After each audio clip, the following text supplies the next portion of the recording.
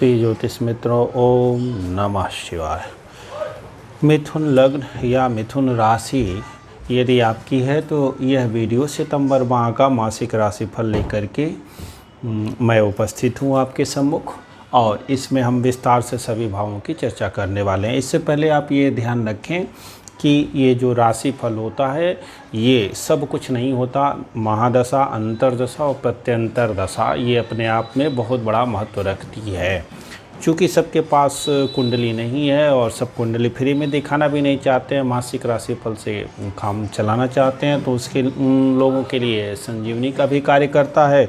और जिनके पास दशा, अंतर्दशा, प्रत्यंतर दशा सबका ज्ञान है तो उनके लिए भी ग्रहों का वर्तमान में जो है गोचर कैसा चल रहा है इसे देख लेना नितांत ही आवश्यक होता है। जैसे गुरु और शनि महाराज को ही देख लीजिए, तो अब बाई द वे मान लीजिए मिथुन लग्न की ही आपकी कुंडली है और शनि देव आपके पंचम में जन्मांग चक्र में उच्च के होके बैठे हुए हैं और उनके वहाँ दशा चल रही है। तो कहा तो ये जाएगा कि शनि की ये महादशा जो है भाग्योदय कराने वाली होगी और संतान आदि भी देने वाली होगी, उच्च निवेश वगैरह में भी काफ़ी लाभ देने वाली होगी। मतलब ये दशा बहुत ही अच्छी जाएगी। परंतु आएगा यहाँ शनि का वर्तमान में देखेंगे तो वहीं आएगा कि शनि चूँकि इस समय लग्न से अष्टम स्थान में है, राशि से अष्टम स्थान में है, जिसको ढैया बोलते हैं, और ये काफ़ी कष्टकारी स्थिति होती है। तो चूँकि ये लग्न से दुस्थान भाव में है और वर्तमान में इनकी जो दशा है, जो फल है वो उतना अच्छा नहीं जाने वाला। अपनी राशि में रहते हुए भी ये अपनी जो सर्वोच्च फल जो इनको मिलने थे उतने नहीं मिल पाएंगे। इसका वाइस वर्षा भी हो जाता है। तो आइए फिर ग्रह का गोचर भी देखते समय अष्टक वर्ग आदि का भी ध्यान रख लेना होता है। यदि आप व्यक्तिगत अपनी कुंडली दिखाना चाहते हैं तो उसके लिए सामान्य फ़ी के साथ आप दिखा लेंगे, और ये व्हाट्सअप नंबर दिया है। डिस्क्रिप्शन में बहुत सारी वीडियो की प्लेलिस्ट है, उसमें संशयनाशक भी बहुत सारा है और ज्योतिष सीखने वाले भी बहुत सारी वीडियो और भी लेकर के आते ही रहेंगे। उन्हें देख के लाभ उठा सकते हैं। चैनल को सब्सक्राइब कर देंगे, वीडियो को लाइक ज़रूर कीजिएगा। सर्वप्रथम हेल्थ बड़ा ही महत्वपूर्ण होता है। ग्रहों की गति ये जो है इधर 6 तारीख को ही शुक्र राशि परिवर्तन करके कन्या में आ रहे हैं और मंगल कन्या में आ रहे हैं और शुक्र जो है तुला में आ रहे हैं। पहले से ही हमने लिख दिया है। सूर्य अभी यहाँ पे रहेंगे 14 तारीख तक, 16 तारीख तक सूर्यदेव यहाँ पे हैं और 17 को यहाँ आ जाएंगे। तो राशि फल का विवेचन भी जो हम करेंगे तो सूर्य का सर्वप्रथम सूर्य का फल देख लीजिए, उसके बाद अन्य ग्रहों का मिला करके देखते हैं। तो 2 चरणों में देखेंगे, 17 तक, 16 तक, और 16 के बाद 17 से लेके माह के अंत तक। तो कई सारे ग्रहों का जो परिवर्तन है वो भी इसमें आ जाएगा। सर्वप्रथम हम देखें 16 तारीख तक क्या होगा। तो 16 तारीख तक अब ये मंगल यहाँ अस्त चल रहे हैं, इसलिए बहुत नुकसान नहीं कर पाएंगे क्योंकि बुध यहाँ बलवान स्थिति में है।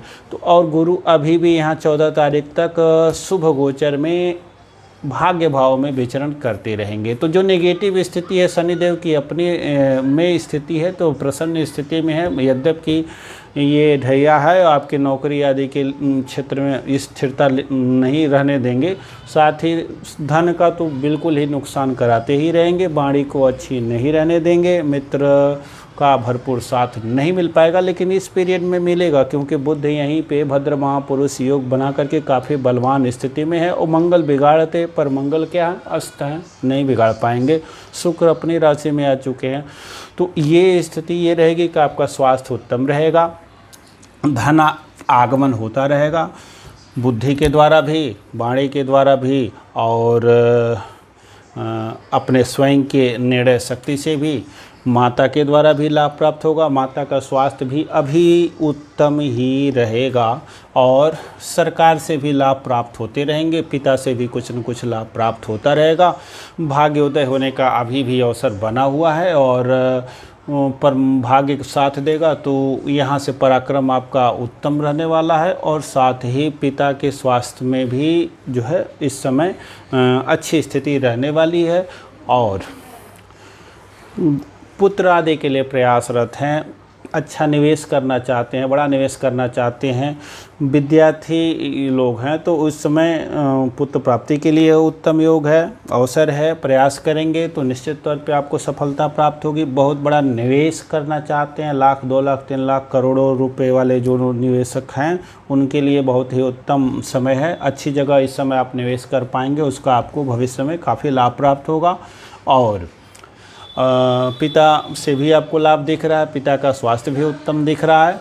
दूसरी चीज़ ये है कि पुत्र से भी आपको लाभ प्राप्त होगा। यदि उम्र आपकी बड़ी है तो विद्यार्थियों के लिए अच्छा है, विद्या अध्ययन में उनका मन काफ़ी लगेगा और काफ़ी एकाग्रता पूर्वक वो अध्ययन कर पाएंगे। वो पूरे माह ऐसा रहेगा विद्या के क्षेत्र में। अब चलते हैं 16 तारीख के बाद सूर्य को यहाँ करके और यहाँ पे ले आ देते हैं, और तब क्या स्थिति रहेगी, ग्रह बदल जाएंगे और गुरु को इसमें लेकर के चले आएंगे।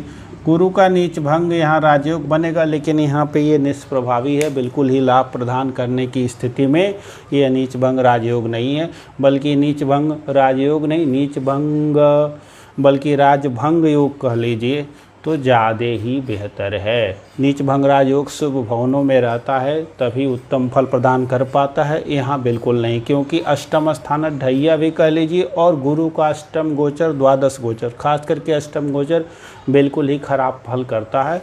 मार्च की वीडियो में हमने कहा था मिथुन लग्न या मिथुन राशि वालों के लिए कि ये समय ठीक नहीं है, आपको बच के रहना है, क्योंकि यहाँ राहु आप पूरी तरह से बिगाड़ने के लिए तैयार बैठे हुए हैं। यहाँ शनि भी बहुत मरहम नहीं लगाने वाले हैं और गुरु आकर के यहाँ से इस पे दृष्टि दे देंगे, खर्चे को खूब अधिक बढ़ा देंगे और धननाश भी होता रहेगा और मित्रों का सहयोग भी प्राप्त नहीं होगा, क्योंकि बुध आकर के माह 17 तारीख के बाद भी यहाँ आ जाएंगे, इन भावों में आ जाएंगे।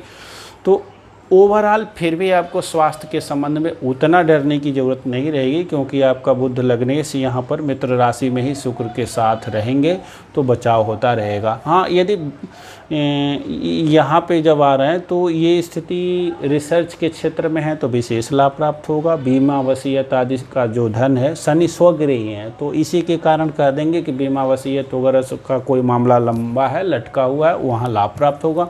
कोर्ट केस कचहरी की स्थिति बराबर बनी हुई है, हॉस्पिटल आदि की स्थिति, दूसरों के लिए यहाँ जा सकते हैं। किसके लिए जा सकते हैं, तो जब सूर्य देव यहीं पे आ जाएंगे, माता बीमार हो सकती हैं, माता जो वृद्ध हैं उसके लिए कहीं आपको हॉस्पिटल जाना पड़ सकता है।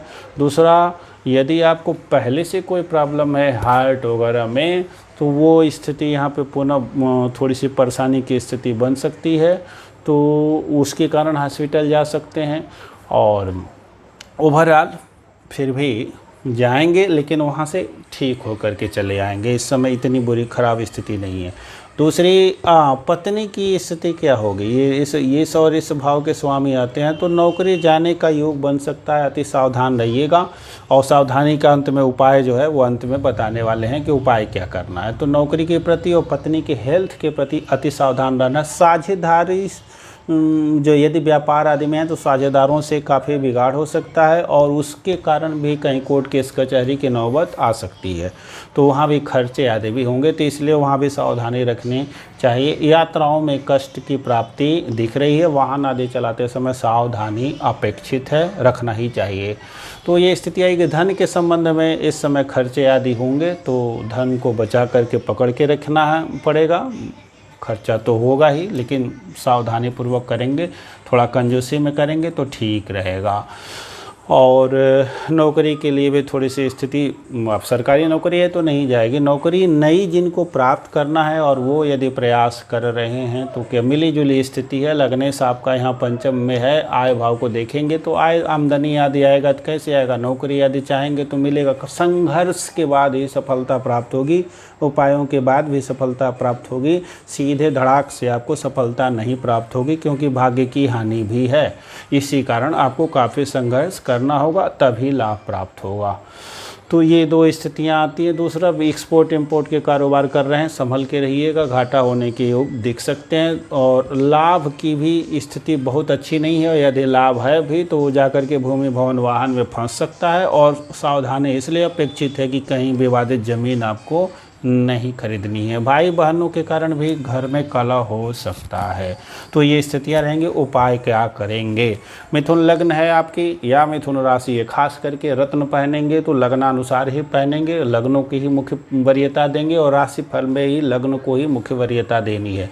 तो बुध का रत्न पन्ना होता है और शुक्र इस समय अच्छी भाव में। लग्न कुंडली में यदि अच्छे जगहों पे बुध या शुक्र स्थित हैं, दशा अलाउ करती है, तब बुध और शुक्र के रत्नों को धारण करेंगे। अदरवाइज आपको जो है रत्नों से परहेज करना है, सीधे सीधे रत्न नहीं पहन लेना है। पता नहीं ग्रह कहाँ स्थित है, तो उसके लिए नंबर है, विवेचन फी के साथ होगा, संपर्क करेंगे तो। और नहीं तो क्या है, गणेश जी की उपासना लाभप्रद रहेगी। विष्णु सहस्त्र नाम का जो पाठ है वो लाभप्रद रहेगा। और शनि देव के बीज मंत्रों का जाप अभी करते रहें। ओम प्राम प्रीं प्रौं सह शनैश्चराय नमः। कौवे को रोटी खिलाते रहें, उससे धन हानि में जो है लाभ होगा। भगवान शिव की आराधना करते रहें, सारे ग्रहों के जो प्रतिकूल प्रभाव हैं वो भी लाभ होंगे। माता दुर्गा जी की आराधना करते रहेंगे, शुक्र अच्छा होगा। यहाँ राहु का कुप्रभाव दूर होगा, मति अच्छी रहेगी, वहाँ से भी लाभ होगा। तो मतलब किसी भी जो आपके इष्ट हैं, अपने इष्ट को मजबूत कीजिए और भगवान शिव का अभिषेक करते रहिए, विशेष लाभ प्राप्त होगा, मन स्थिर रहेगा। इस कारण चंद्रदेव यहाँ जब तक रहेंगे, यहाँ 2 दिन और रहने वाले हैं, तो धन की स्थिति अच्छी रहेगी। चंद्र देवता जब यहाँ रहेंगे तो फिर विजय वाली स्थिति बन सकती है, धन आगमन हो के और अच्छी स्थिति बनेगी, ठीक ठाक रहेंगे, जय मिलेगी, सफलता मिलेगी। यहाँ जब आएंगे तो भी चंद्रमा जब यहाँ आएंगे तो फंसेंगे, शनि की दृष्टि में थोड़ा सा मन और अशांत रहेगा। कलहकारी बुध यहाँ आते हैं तो थोड़ा सा बनते हैं, तो पत्नी से कलह वलह की स्थिति बन सकती है, इसलिए सावधान रहना, शिव जी के शरण में रहिए। बहुत बहुत धन्यवाद। अगले वीडियो में पुनः मिलते हैं।